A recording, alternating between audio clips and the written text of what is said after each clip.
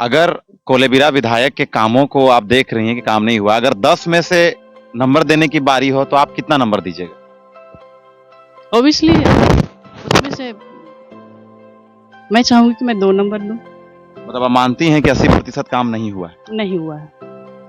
झार पलायन का मुद्दा क्यों उठ रहा है?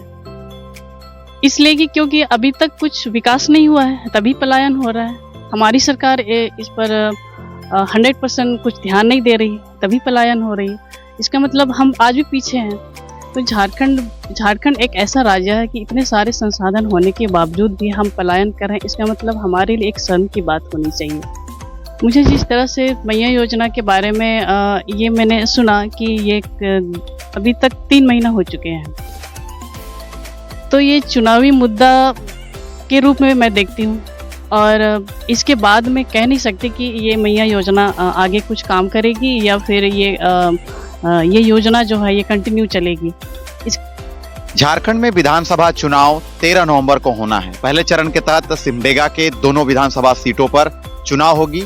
कोलेबिरा विधानसभा सीट पर 18 प्रत्याशी मैदान पर हैं और लगातार क्षेत्र जाकर अपने पक्ष में वोट की मांग कर रहे हैं। नमस्कार, मैं विकास और आप देख रहे हैं सिमडेगा समाचार। हमारे साथ बातचीत के लिए कोलेबिरा विधानसभा की प्रत्याशी फेंग नौलेनी समद हमारे साथ मौजूद हैं। इनसे हम जानते हैं कि किन मुद्दों को लेकर जनता के बीच जाएंगे और अपने पक्ष में वोट की मांग करेंगे। सबसे पहले तो हमारे चैनल में आपका स्वागत। सभी को जोहार मेरी ओर से। और अभी इस इंटरव्यू में आपके सामने हूँ और जो भी हमारे बीच में होंगे आप सभी हमारे साथ होंगे। सबसे पहले हम जानना चाहेंगे कि क्षेत्र में चुनाव में लोगों की जन समस्याओं को, मुद्दों को लेकर जनता के बीच सभी प्रत्याशी जा रहे हैं, आपका क्या मुद्दा रहेगा? जिस तरह से हर एक नेताओं का अपना विजन है, एक उद्देश्य है, वो लेके जनताओं के बीच जा रहे हैं, लेकिन मेरा भी अपना एक उद्देश्य है, एक विजन है, एक मिशन है, जिसके तहत मैं चुनाव मैदान में आई हूँ। और जो कुछ भी मैंने अपने क्षेत्रों में मैंने देखा वो सारा समस्या है, बहुत सारे, जो कि अगर समस्या ना होती तो शायद मैं आज आपके सामने या तो इस चुनावी मैदान में मैं नहीं होती। तो आगे जो कुछ भी हम इस चुनावी रणनीति तय करेंगे वो हमारे एक मिशन की वजह से और एक विजन के तहत ही जाएंगे। क्षेत्र में बिजली, पानी, सड़क जैसी समस्या है, इसे किस चुनौती के रूप में आप देखते हैं? बिजली, पानी, सड़क ये कई साल से ये एक मुद्दा बना हुआ है, लेकिन आज भी हम अपने क्षेत्रों में इसके लिए हमको इंतज़ार करना ही पड़ रहा है।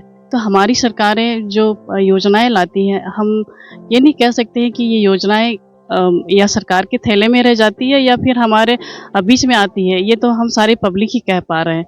तो जिस तरह से मैंने क्षेत्रों में पब्लिक से बात की तो उन्होंने कहा कि आज भी सड़क की वही हाल है, जो कि पगडंडी की तरह हम उसी में चल रहे हैं। इसका मतलब हम जो आज़ादी के 75 साल जो हम गुजार चुके हैं उसमें आज भी हम पीछे ही रहे हैं।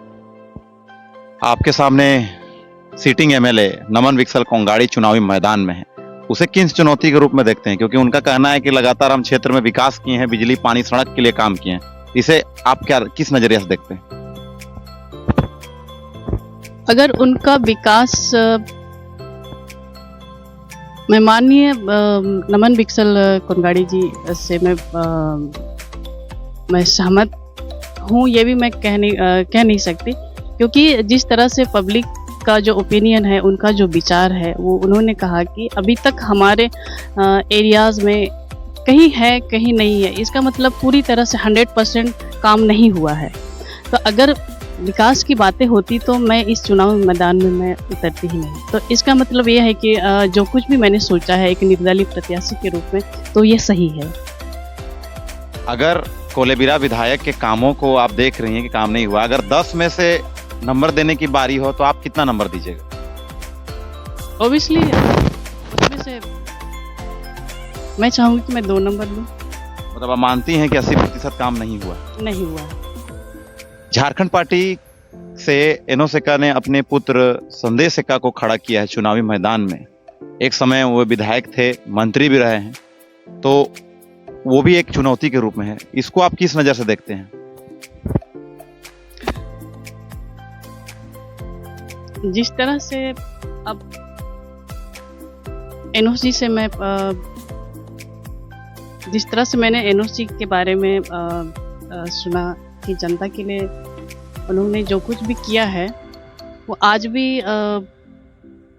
लोग बातें तो करते हैं लेकिन उनसे खुश नहीं हैं। तो इस तरह से वो अपने बेटे को उतार रहे हैं, इसका मतलब कुछ ना कुछ कमी तो रह गया है। तो मैं ये जानना चाहूँगी कि जिस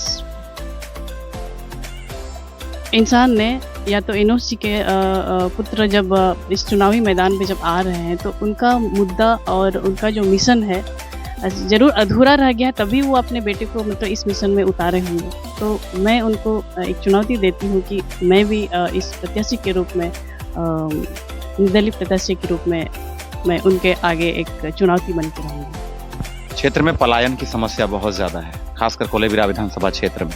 इसको आप किस नज़र से देखती हैं? पलायन का मुद्दा क्यों उठ रहा है? इसलिए कि क्योंकि अभी तक कुछ विकास नहीं हुआ है, तभी पलायन हो रहा है। हमारी सरकार इस पर 100% कुछ ध्यान नहीं दे रही, तभी पलायन हो रही है। इसका मतलब हम आज भी पीछे हैं। तो झारखंड एक ऐसा राज्य है कि इतने सारे संसाधन होने के बावजूद भी हम पलायन कर रहे हैं। इसका मतलब हमारे लिए एक शर्म की बात होनी चाहिए। तो झारखंड सरकार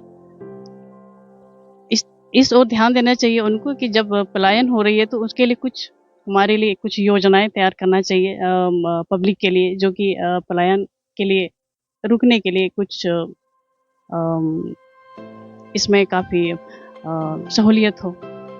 मैया योजना को किस नज़र से देखते हैं? क्या लगता है मैया योजना किस हद तक ठीक है? मुझे जिस तरह से मैया योजना के बारे में ये मैंने सुना कि ये अभी तक 3 महीना हो चुके हैं, तो ये चुनावी मुद्दा के रूप में मैं देखती हूँ।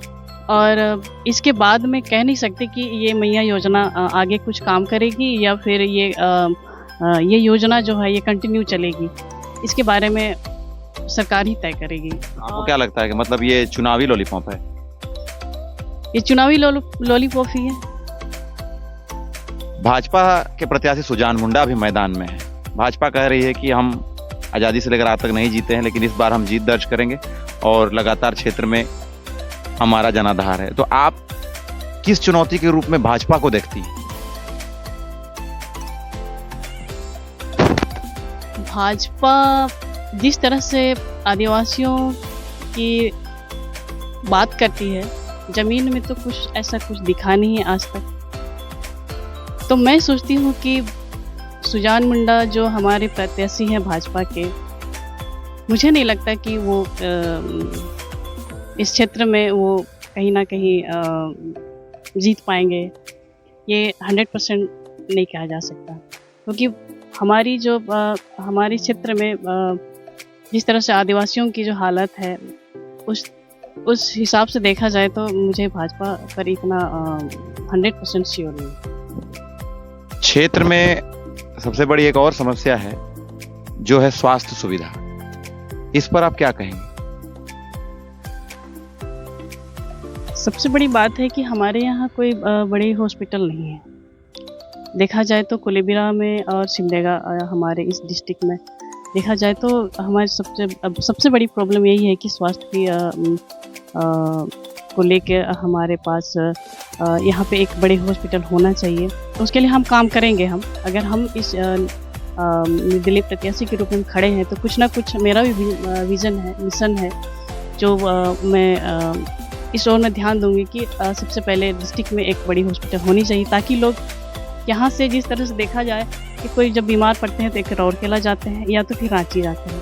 अगर इस स्थिति में अगर कोई बीमार पड़ा है तो वहाँ तक रांची तक पहुँचते या तो फिर राउरकेला तक पहुँचते तो उनकी जान ही चली जाएगी। तो मुझे ऐसा सूटेबल लगता है कि हमें डिस्ट्रिक्ट में एक बड़ी हॉस्पिटल का स्थापित जरूरी है। कोलेबिरा की जनता की एक मांग है कि हर बार चुनाव आती है एक मुद्दा छिड़ता है कि कोलेबिरा को अनुमंडल बनाया जाए। आपका चुनावी घोषणा पत्र में भी आपने अनुमंडल बनाने की बात कही है, तो इसे किस नज़र से देखते हैं? क्योंकि अब तक जितने लोगों ने भी चुनाव जीता है किसी लोगों ने इस मामले में कोई ठोस कार्रवाई नहीं की, इसे क्या कहेंगे आप? हाँ, ये हमारे विजन में भी है, हमारे मैनिफेस्टो में भी हमने पॉइंट्स को लिखा है कि ये हमारा संकल्प नहीं है, क्योंकि हम जैसे क्षेत्र में जाते हैं तो लोग इस बारे में मुझे पूछते हैं कि हाँ, कई सालों से हम कोलेबिरा को एक अनुमंडल बनाना चाहते हैं, तो मैडम आप क्या करेंगे इस बारे में? तो मैंने कहा कि हाँ ठीक है, जब कई दशक से अगर ये अनुमंडल बनाने की जो बातें हो रही है, तो हम इस पर ज़रूर प्रयास करेंगे कि अनुमंडल बनाया जाए। तो इसमें आप सबों का ओपिनियन बहुत ज़रूरी है, और ये ओपिनियन या तो आपके जो विचारें हैं वो मैं विधानसभा में अगर मैं जीतती हूँ, आप लोग जिताते हैं मुझे, तो मैं इसको ज़रूर पारित करने की कोशिश करूँगी। एक अंतिम सवाल, अगर आप विधायक बन भी जाते हैं तो क्षेत्र के लिए पहली प्राथमिकता क्या होगी सदन में? सदन अगर मैं जीतती हूँ तो सदन में सबसे प्राथमिकता यही होगी कि यहाँ के लोगों को स्थायी नौकरी उनके लिए बहुत ज़रूरी भी है, और क्योंकि पलायन की जो समस्या है, जो हमने पहले भी बात कर चुके हैं, तो मुझे लगता है कि स्थानीय लोगों को अगर नौकरी दिया जाए तो उसके लिए उनको पलायन करने की भी ज़रूरत नहीं पड़े, क्योंकि बहुत सारे ऐसे शिक्षित बेरोजगार भी हैं जो पलायन में इनमें शामिल है, शिक्षित बेरोजगार के तहत देखा जाए तो ये जो नौकरी की सबसे बड़ी बात है यहाँ के लोगों के लिए, और ये पलायन उसी से रिलेटेड है, तो मुझे लगता है कि यहाँ के लोगों के लिए एक स्थायी नौकरी की बहुत ज़रूरी है। तो ये थे कोलेबिरा विधानसभा क्षेत्र के निर्दलीय प्रत्याशी के रूप में खड़े फ्रैंक नौलेनी समद जी। इनका मिशन और विजन आपने सुना कि इनका कहना है कि अगर सरकार के इस चुनाव में अगर मैं विधायक बनती हूं तो जनता से जुड़े सभी मुद्दों को प्राथमिकता के साथ रखने का काम करूंगी। अब तो देखने वाली बात यह होगी कि 13 नवंबर को जनता इन्हें आशीर्वाद देती है या नहीं, ये तो वक्त बताएगा। तब तक के लिए बहुत बहुत धन्यवाद।